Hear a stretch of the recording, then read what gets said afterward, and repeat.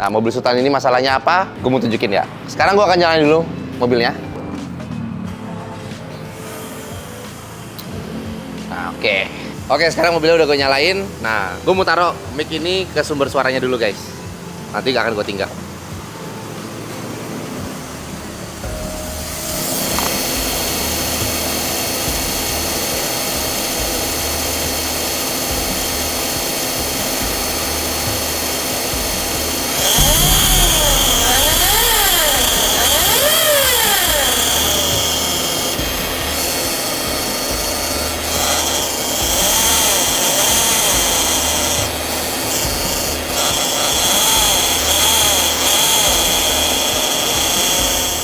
Teman-teman udah denger di bagian maticnya itu ada bunyi. Sebenarnya masalah-masalah kayak gini kita udah pernah temui sebelumnya di mobil Harrier. Itu transmisinya sama kayak mobil Alphard ini, K115.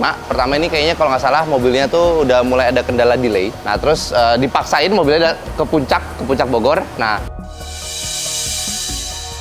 begitu sampai puncak Bogor, udah mobilnya mogok, nggak bisa jalan. Mobil ini sebenarnya kalau masih posisi dingin, mobilnya bisa jalan. Nah, tapi kalau misalkan kondisinya udah panas, udah mobil ini mogok. Nah, jadi untuk proses pembongkarannya, tonton terus video ini sampai akhir.